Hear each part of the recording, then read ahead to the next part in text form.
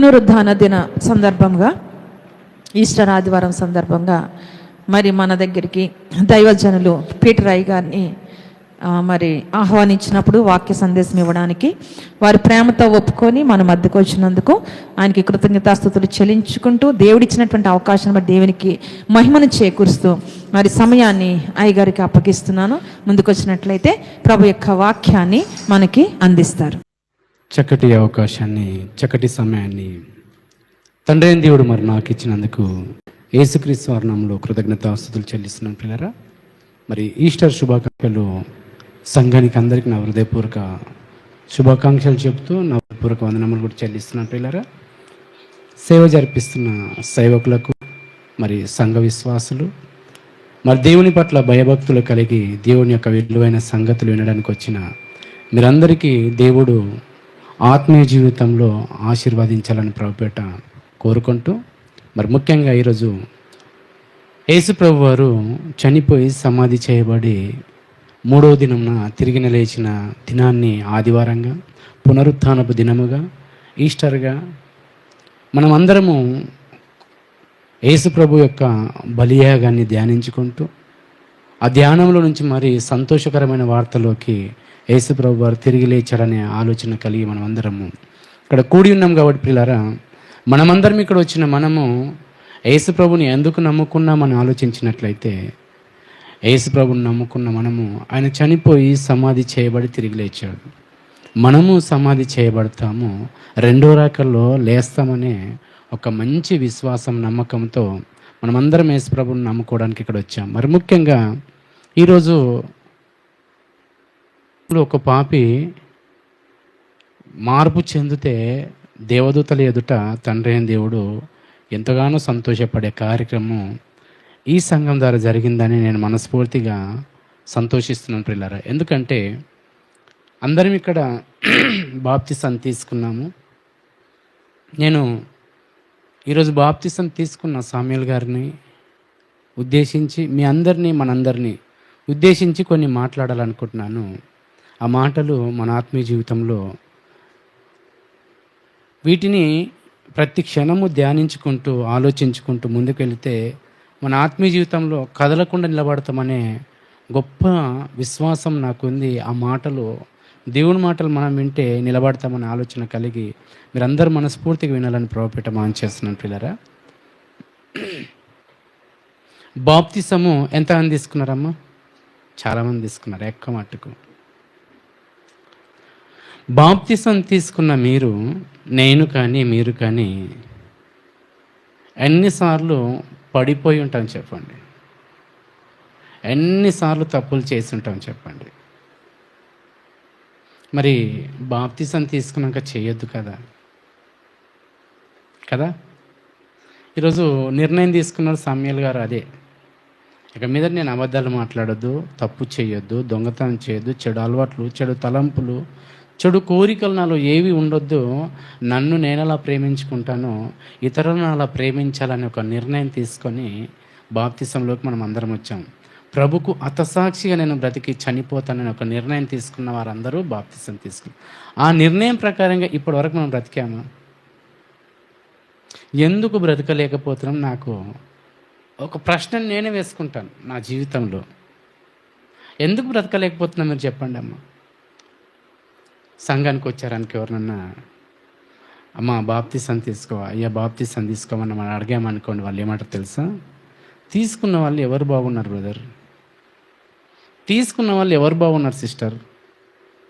అంటే ఒకరిని దేవునిలోకి నడిపించలేకపోతున్నామంటే, సంఘానికి వస్తూ ఒకరిని ఆత్మీయ జీవితంలోకి నడిపించలేకపోతున్నామంటే దేవునికి వ్యతిరేకంగా మనమే జీవిస్తున్నాము.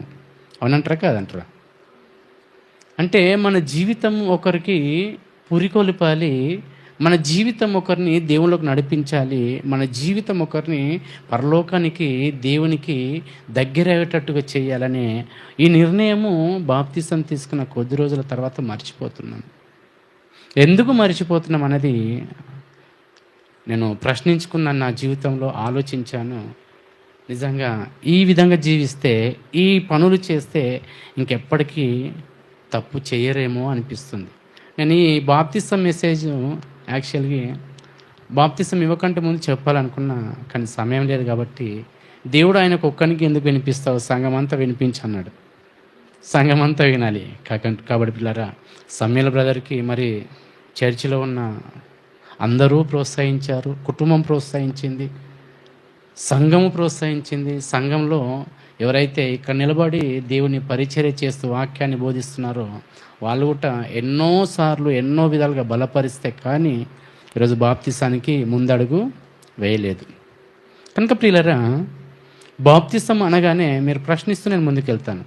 బాప్తిసం అనగానే మనం అందరం ఎన్నో మెట్టు అంటామమ్మా పరలోకానికి? చెప్పండి అమ్మా. మొదటి మెట్టు అంటారా లేదా? నేనేం కొత్తగా చెప్తున్నాను. బాప్తిసం అనేది పరలోకానికి మొదటి మెట్టు. కానీ బాప్తిసం తీసుకున్న తర్వాత ఎందుకు ఒక మనిషి నిలబడలేకపోతున్నాడు అంటే ఏదో జరిగింది, అందుకని మనిషి నిలబడలేకపోతున్నాడు. బాప్తిసం తీసుకున్న ప్రతి ఒక్కరికి మంచి బ్రతకాలని ఉంటుంది పిల్లారా. చర్చికి వస్తున్న ప్రతి ఒక్కరు మంచిగా బ్రతకాలని ఉంటుంది, కానీ ఎందుకో బ్రతకలేకపోతుంటాం. ఒక తెలియని రీతిలో బ్రతకలేకపోతుంటాం.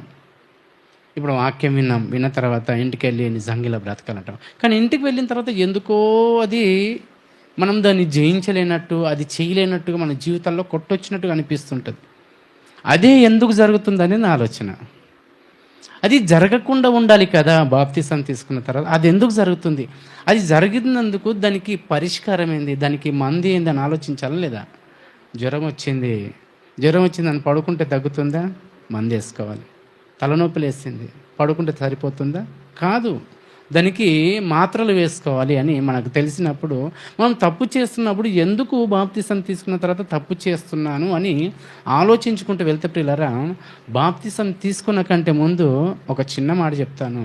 ఎందుకు మనం పడిపోతున్నాము, ఎందుకు నిలబడలేకపోతున్నాము, ఒకరు చూసి మనని ఎందుకు హేళన చేస్తున్నారు, ఒకరు మనను చూసిన తర్వాత బాప్తిసం తీసుకున్న తర్వాత మన అడుగుజాడల్లో ఒకరు ఎందుకు నడవలేకపోతున్నారని ఎప్పుడైతే మనం ప్రశ్నించుకుంటామో అప్పుడు మన జీవితం బాగుంటుంది. బాప్తిసం అనేది మొదటి మెట్టు అనుకుంటాం, కానీ వాక్యానుసారంగా వెళ్ళిన తర్వాత ప్రియులరా, నాకు మొదటి మెట్టు కాదేమనిపించింది. ఎలా చెప్తావు బ్రదర్ అంటే, బాప్తిసానికి ముందుగా కొన్ని సూచనలు చెప్తున్నాడు. బాప్తిసం అనేది ఎన్నో నెంబర్లో వస్తుంది, ఎన్నో అంకెల్లో వస్తుందో మీరు ఆలోచించండి. అందుకే మనం పడిపోతున్నాం. హెబ్రీలకు రాసిన పత్రిక 6వ అధ్యాయం 1వ వచనం. అంటే బాప్తిస్మం కంటే ముందు జరగాల్సిన కార్యక్రమాలు కొన్ని ఉన్నాయంట. ఆ కార్యక్రమాలు మనం చెయ్యలేము కాబట్టి ఈరోజు పడిపోతున్నాం. బాప్తిసం ఒకటి తీసేసుకుంటున్నాం, తీసుకొని లేకపోతే ఎవరు చెప్పడంతో బాప్తిసం తీసుకున్నాం, మళ్ళీ తెల్లారే త్రాగనికి వెళ్ళిన వాళ్ళని ఎంతోమందిని చూశాను. బాప్తిసం తీసుకున్న వెంటనే మళ్ళీ సిగరెట్లు తాగిన వాళ్ళు ఎంతోమంది చూస్తాం. ఇది బయటికి కనిపించేది. అయితే బయటికి కనిపించింది ఇంట్లోకి వెళ్ళిన తర్వాత టీవీలు చూసిన వాళ్ళు ఉన్నారు, బూతులు మాట్లాడిన వాళ్ళు ఉన్నారు, అబద్ధాలు మాట్లాడిన వాళ్ళు ఉన్నారు, ఒకరిపైన ఒకరు చాడీలు చెప్పుకున్న వాళ్ళు ఉన్నారు. మనం ఏమనుకుంటాం తెలుసా? త్రాగుతున్నాడు, తిరుగుతున్నాడు అని ఇదే అనుకుంటాం, కానీ దానికంటే ఘోరమైంది ఇది. అబద్ధాలు, చెడ్డ మంటలు, చెడు తలంపులు, చెడ్డ ఆలోచనలు చేయడమే పెద్ద ఇది. కనుక ప్రియులారా, ఇవన్నీ మన జీవితంలో ఎందుకు జరుగుతున్నాయంటే బాప్తిసం కంటే ముందు కొన్ని లక్షణాలు, కొన్ని కార్యక్రమాలు మనం జరగాలని హెబ్రీలకు రాసిన పత్రికలో పౌలు గారు ఎంత చక్కగా చెప్తున్నారు. చూడండి అమ్మా, మొదటి వచనము 6వ అధ్యాయం 1వ వచనం. కాబట్టి నిర్జీవ క్రియలను విడిచి, అంటే మారు మనసు పొందుటయో దేవుని యందు విశ్వాసమును ఎన్నో అంకెలు వచ్చిందమ్మా బాప్తిసం. ఒకసారి ఆలోచించండి, దయచేసి ఆలోచించండి.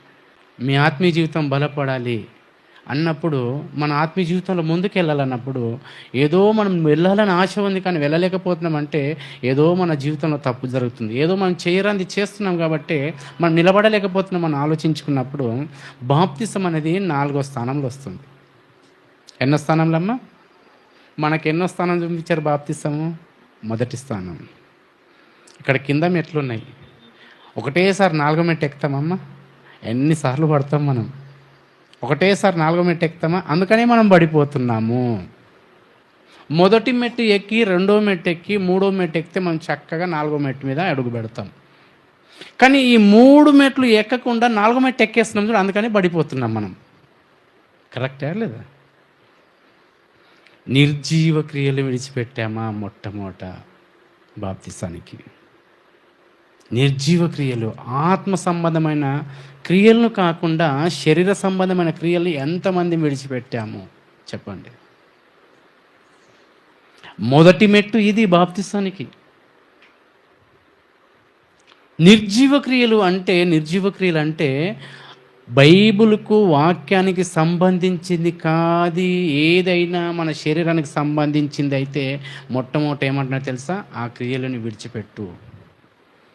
అందుకనే మనం బాప్తిసం తీసుకున్నప్పుడు నిలబడలేకపోతున్నాం. బైబిల్ ఏమని చెప్పని తెలుసా ప్రియులారా? బైబిల్ ఏముందంటే ఏ రోజు కోసం ఆ రోజు నువ్వు ఆలోచించు.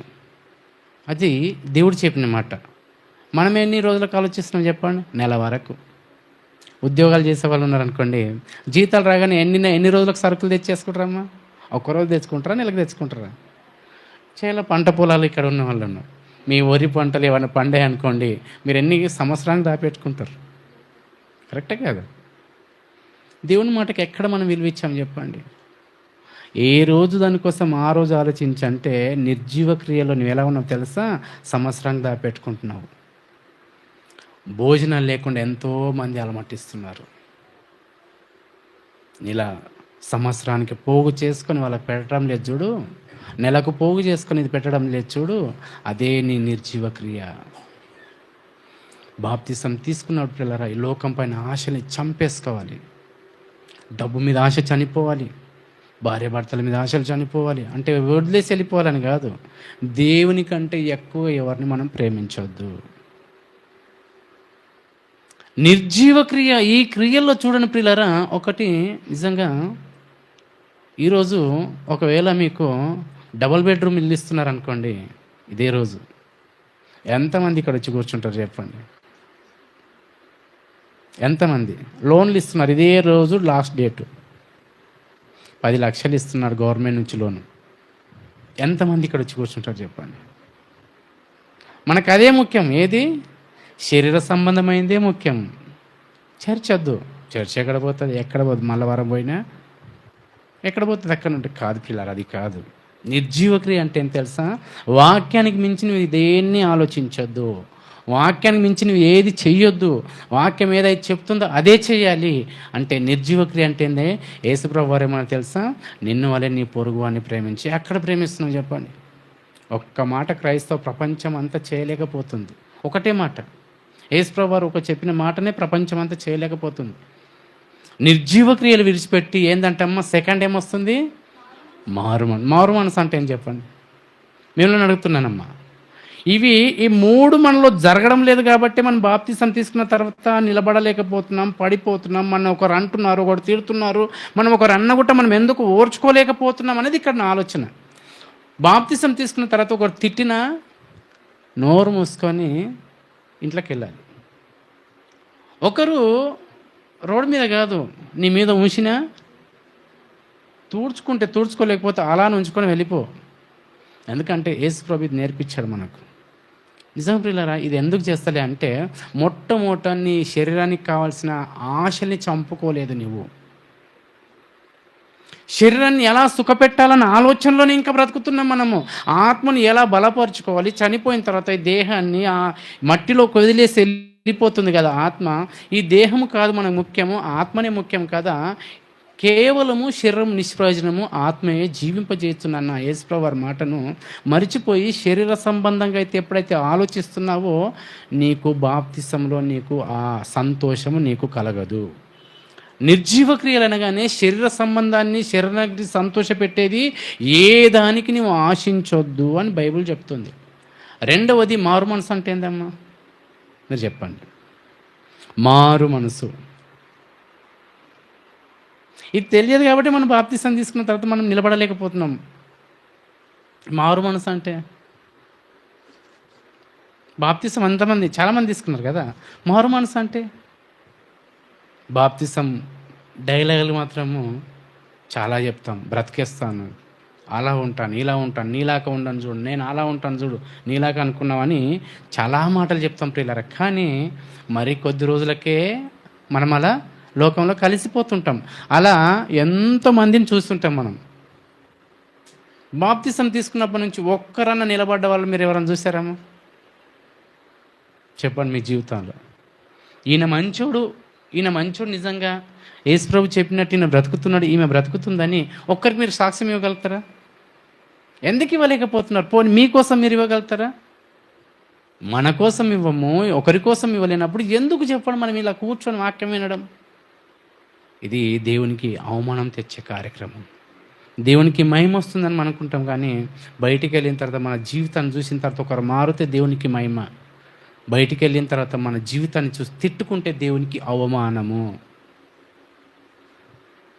మారు మనసు అంటే ఏంది? మీరు చెప్పరు కదా, నేను చెప్తాను. లూకాసు వార్త 3వ అధ్యాయము.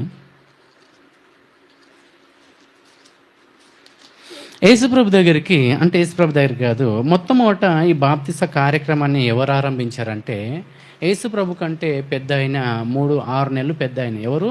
బాప్తిసం ఇచ్చే యోహాన్ గారు. ఆ యోహాన్ గారు బాప్తిస కార్యక్రమాన్ని మొదట ఆరంభించింది ఆయన్నే. అయ్యా, బాప్తిసం అంటే ఏంది నువ్వు అంటున్నావు కదా, మారు మనసు అంటే ఏందో మాకు అర్థం కాలేదు, కొంచెం నువ్వు చెప్తావా అని అడుగుదామండి ఆయన. ఎవరిని? యోహాన్ గారిని అడుగుదామండి. మారు మనసు ఏంటో మాకు అర్థం కాలేదు, ఇప్పటివరకు మేము ఎవరు కూడా ఇక్కడ సమాధానం చెప్పలేదు. ఆ సమాధానం ఏందో నువ్వు బైబిల్ పాటు నువ్వు చెప్పావు కదా, నువ్వేమని చెప్తే విని ఈరోజు మేము నేర్చుకుంటామని. మళ్ళీ ఎంతమంది అమ్మ?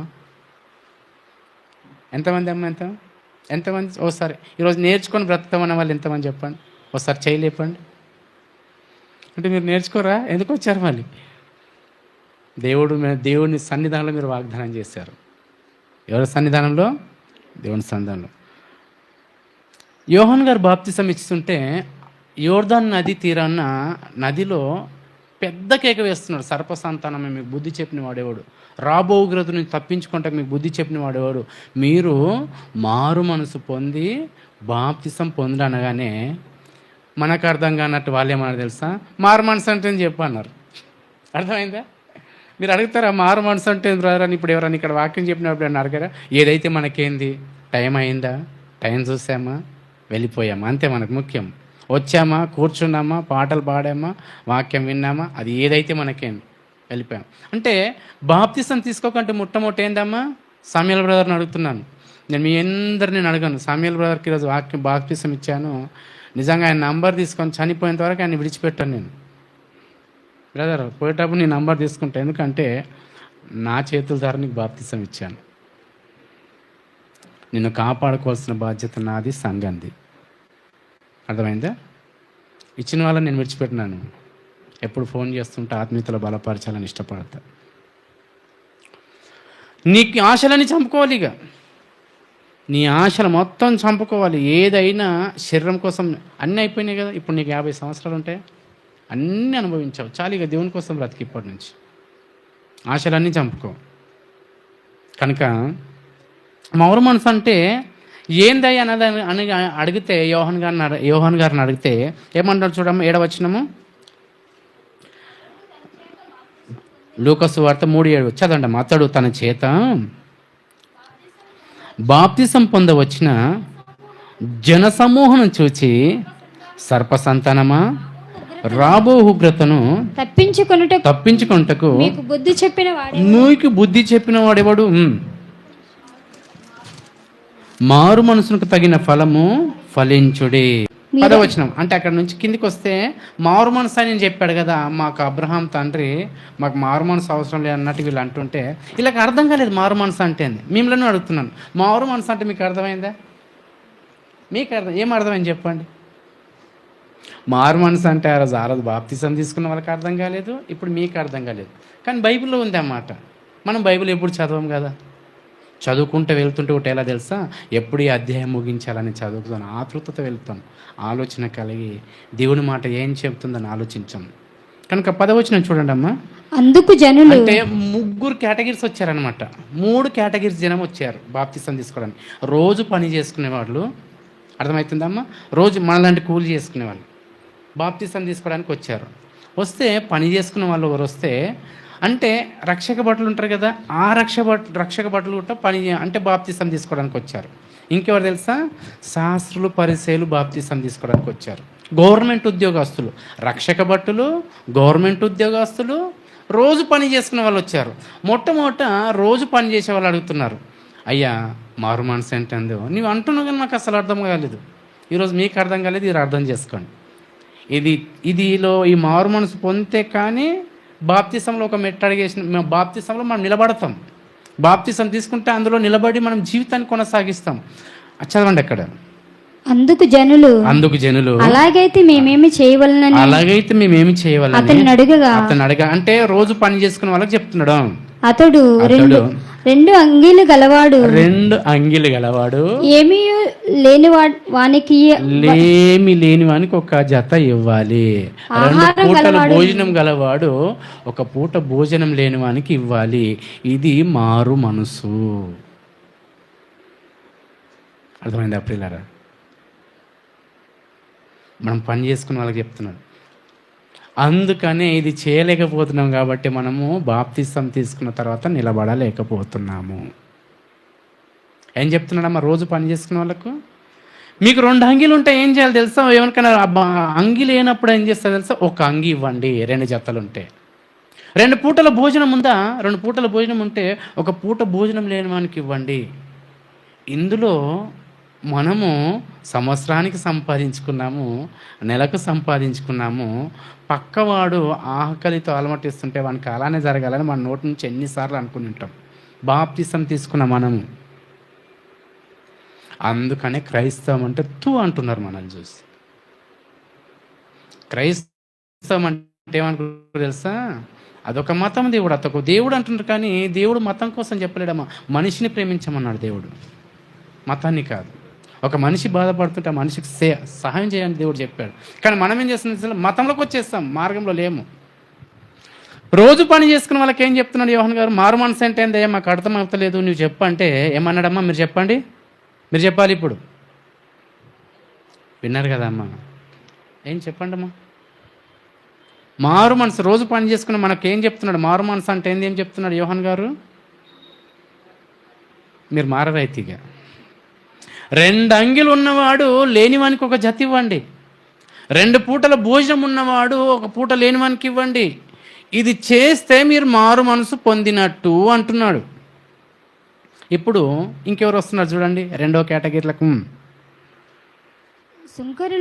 సుంకరులను బాప్తిసం పొందవచ్చు. బోధకుడా ఏమీ చేయవలనని అతను అడగగా అతడు మీకు నిర్ణయించిన దానికంటే లంచాలు తీసుకోవద్దు, గవర్నమెంట్ జాబ్ చేస్తుంటే చెబుతున్నాడు గవర్నమెంట్ జాబర్లకు. అర్థమవుతుందా? సుంకర్ అంటే ఎవరమ్మా? గవర్నమెంట్ జాబ్సే కదా కదా. సుంకర్లకు ఏం చెప్తుంది తెలుసా? మీరు లంచాలు తీసుకోవద్దు, మీకు ఎంత అయితే నిర్ణయించారో అంతే తీసుకోండి, అంతకుమించి మీరు ఎక్కువ తీసుకోకండి. అంటే ఇందులో జక్కయ్య ఒక ఆయన ఉన్నాడు కదమ్మా, ఆయన ఎంత తీసుకున్నాడు అంటే మీకు ఎంత అయితే నిర్ణయించారో అంతే తీసుకోండి. గవర్నమెంట్ ఉద్యోగస్తులకు చెప్తున్నాడు.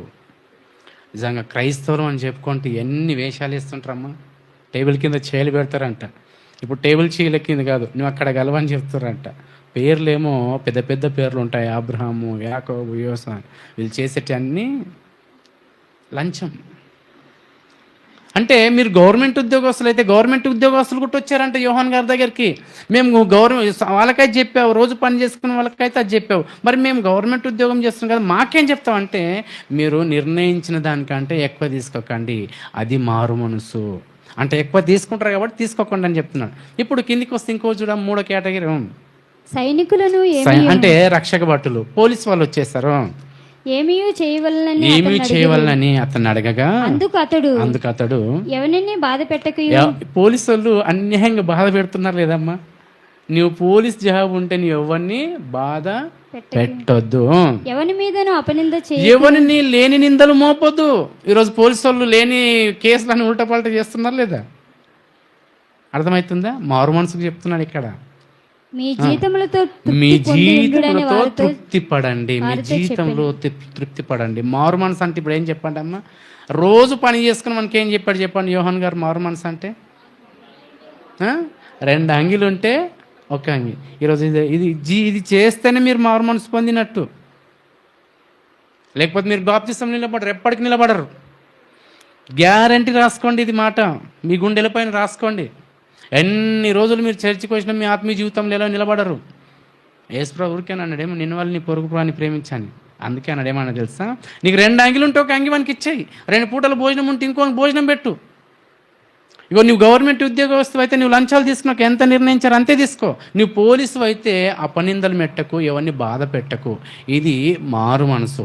ఇప్పుడు ఎవరికైనా ఇప్పుడు మారు మనసు అంటే అర్థమైందమ్మా? మొట్టమొదట బాప్తిసం తీసుకోవాలనుకుంటే మొట్టమొదటి మెట్టేందమ్మా?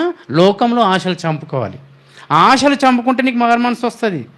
మారు మనసు పొందేవా, బాప్తిసం తీసుకున్నాడు, పొందిన ఏం పొందుతావు? ఇంటికి వెళ్ళిన తర్వాత డబ్బులు ఎన్నున్నాయి మళ్ళీ లెక్క పెట్టుకొని జేబులో పెట్టుకుంటావు. ఎక్కడ నీ ఆశని చంపుకోలేవు. నిజంగా ప్రియులారా, ఈ మాటలు నా జీవితాన్ని నేను అలవాటు చేసుకోవాలనుకున్నాను. ఈ మాటల్ని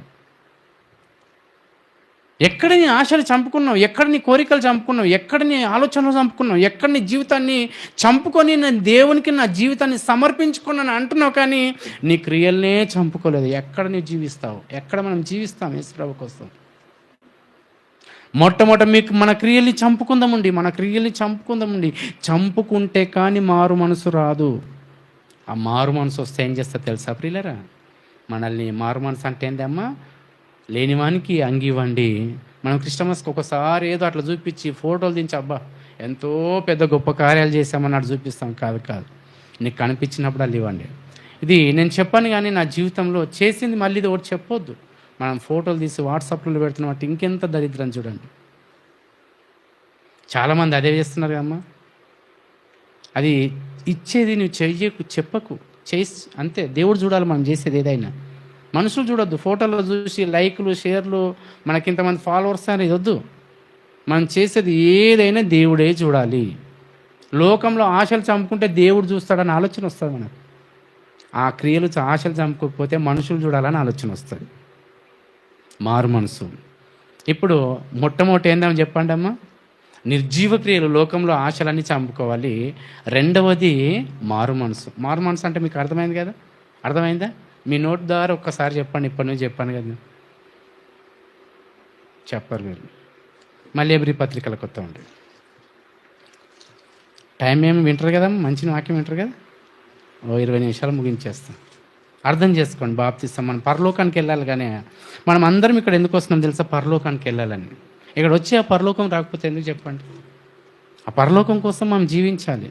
ఆ పరలోకం ఊరికే రాదు, మనం చంపుతుంది ఈ లోకంలో.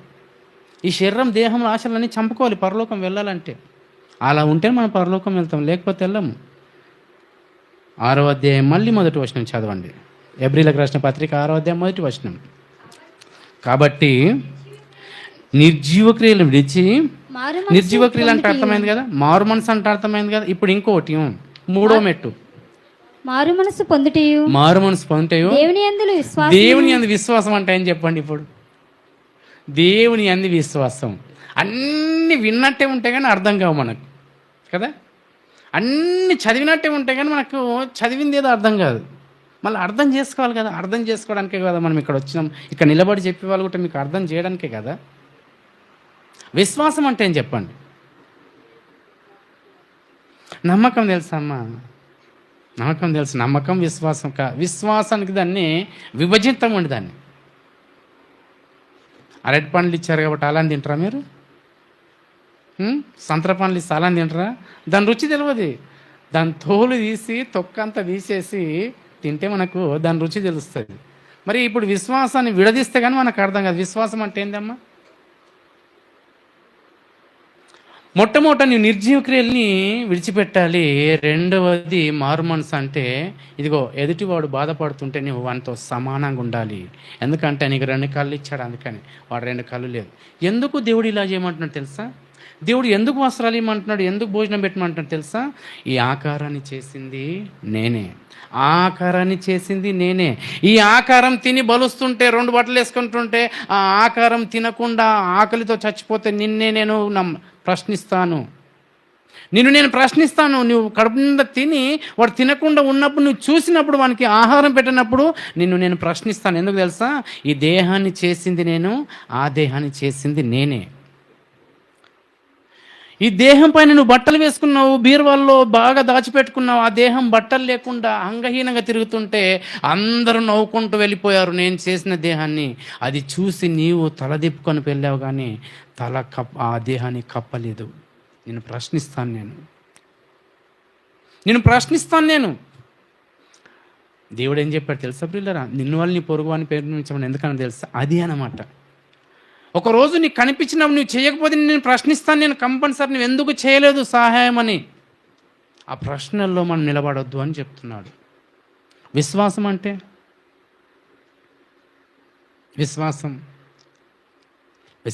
చెప్పమంటారు పిల్లరా? చనిపోయి సమాధి చేయబడి మూడవ దినాన యేసుప్రభు తిరిగి లేచాడు. ఇలాంటి కార్యక్రమాలు చేస్తే నేను చనిపోతాను, సమాధి చేయబడతాను, తిరిగి లేస్తాను. విశ్వాసం. ఏ విశ్వాసంలో ఉన్నారు? మనమందరం దేహం సంబంధించిన విశ్వాసంలో ఉన్నాం. అది ఉండొద్దని నేను అంటలేదు, దానికి మించింది ఇది ఉండాలంటున్నాను నేను. ఇల్లు కట్టుకోవాలో విశ్వాసం ఉంది, కాదంటలేదు నేను. నీ ఆరోగ్యం బాగలేదు, దేవుణ్ణి అడుగు, కాదంటలేదు. నీకేదో ఇంకా ఇబ్బంది ఉంది, దేవుణ్ణి అడుగు, నీకు కాదంటలేదు. కానీ దీనికి మించింది అనేది ఒకటి ఉంది, దాన్ని అడగంటున్నాడు దేవుడు. నువ్వు అడిగింది ప్రతి ఒక్కటి ఇచ్చాడు లేదమ్మా దేవుడు? ఇల్లు కట్టుకుంటా అంటే ఇల్లు ఇచ్చాడా? చనిపోయిన తర్వాత దేవా నన్ను నరకంలో ఎందుకు వేసావంటే దేవుడు ఏమంటాడు తెలుసా? నీవు ఇల్లు అడిగావు, ఇల్లు ఇచ్చాను. నీకు ఉద్యోగం అడిగాను, ఉద్యోగం ఇచ్చాను. నీకు పిల్లలు లేరు, పిల్లల్ని ఇచ్చాను. ఈ రోజన్నా పరలోకం కావాలని నువ్వు అడిగావా?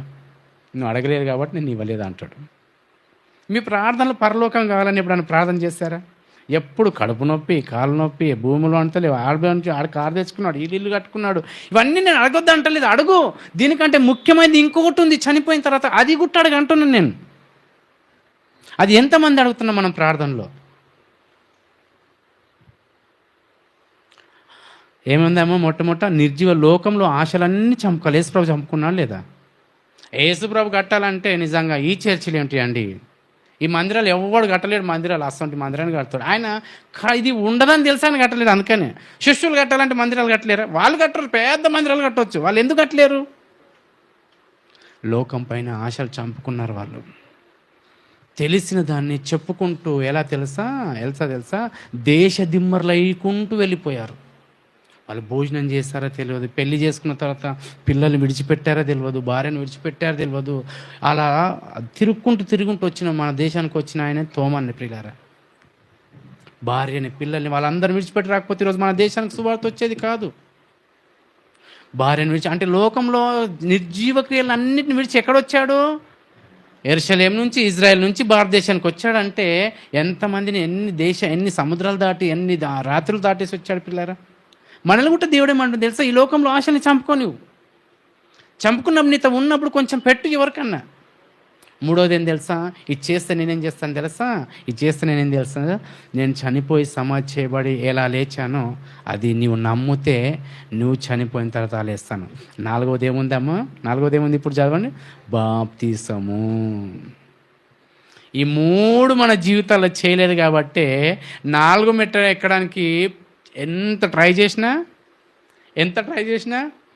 పడిపోతున్నాము. ఈ 3 మెట్లు ఒకదాని వెంబడి 3 మెట్లు ఎక్కొచ్చి 4 మెట్టు ఎక్కితే మనం ఆత్మీయ జీవితం నిలబడే వాళ్ళం. కానీ ఈ 3 మెట్లు ఎక్కకుండా 4 మెట్టు ఎక్కుతున్నాం చూడండి, కింద పడుతున్నాం కదా. ఇప్పుడు ట్రై చేయండి, కిందకి వెళ్ళి 3 మెట్లు ఎక్కకుండా 4 మెట్టు ఎక్కండి. చూడండి ఎన్నిసార్లు పడతారు చూడండి, ఆలోచించండి. ఇప్పుడు మెట్లు ఉన్నాయి కదా, మెట్లు ఎక్కి వచ్చాము పైకి, 4 మెట్టు ఉందా లేదా? 3 మెట్లు ఎక్కకుండా 4 మెట్టు ఎక్కండి. ఎవరో ఒక్కరు నిలబడుతున్నారు పిల్లారా. అది కష్టపడంగా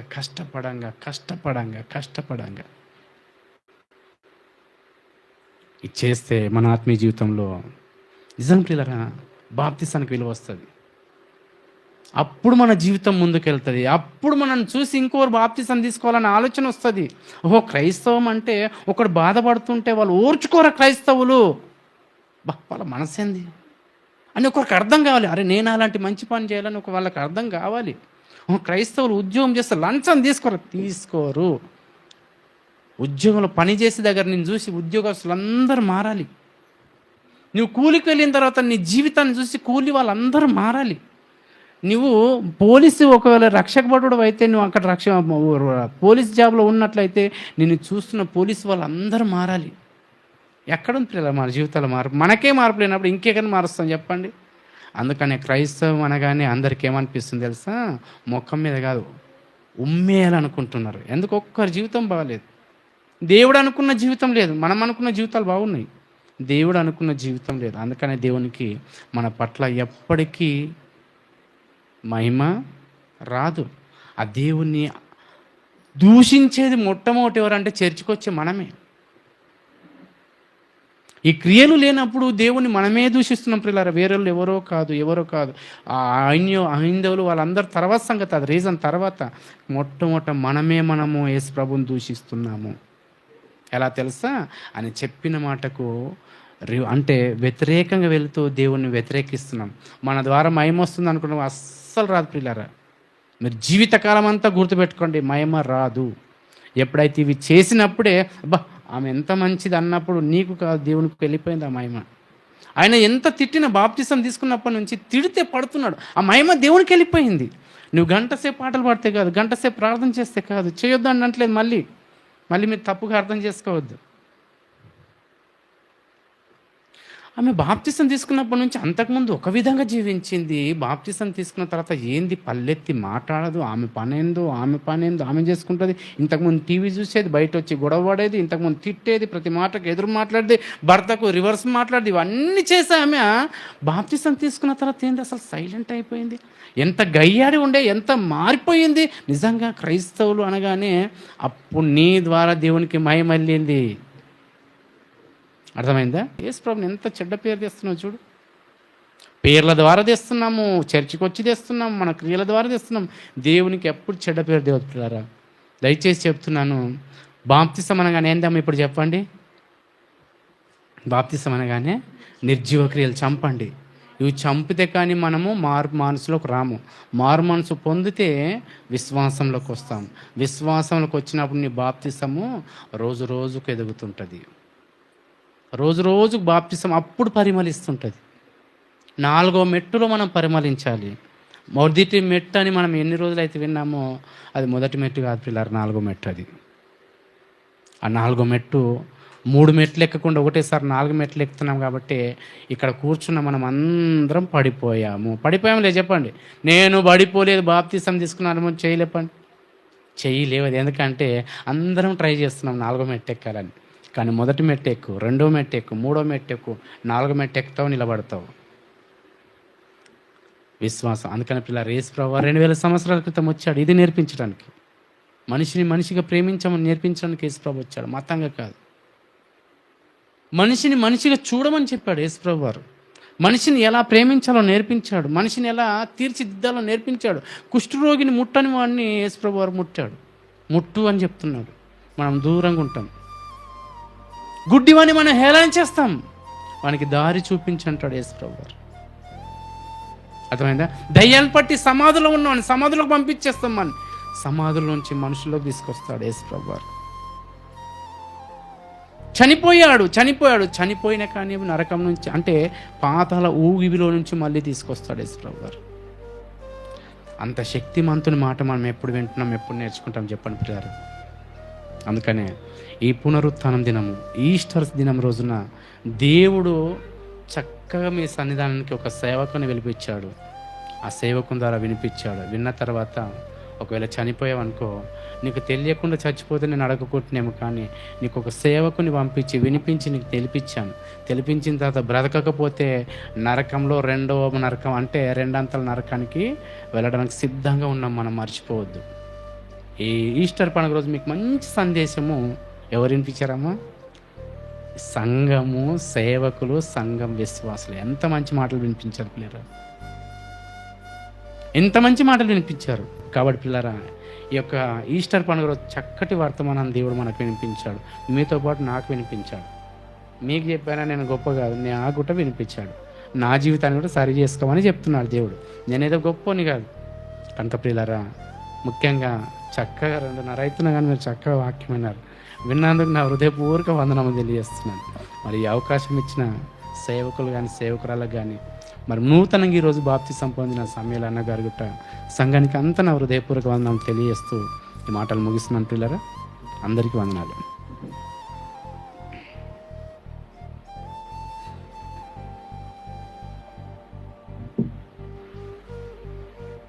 దేవుని నామానికి స్తోత్రాలు, ఆయన పరిశుద్ధ పాదానికి వందనాలు. మరి చక్కని వాక్యం, చాలా స్మూత్గా కదండి, చాలా స్మూత్గా ఇంజెక్ట్ చేశారు కదా. మరి అంత చక్కని వాక్యాన్ని మనకు అందించినటువంటి పరిశుద్ధాత్మ దేవునికి మొట్టమొదటిగా వందనాలు చెల్లిస్తూ, ఆత్మ నడిపింపు చేత మరి ఇక్కడ నిలబడి మాట్లాడినటువంటి అయ్య గారికి కూడా సంఘం తరపున వందనాలు చెల్లిస్తూ ఉన్నాం.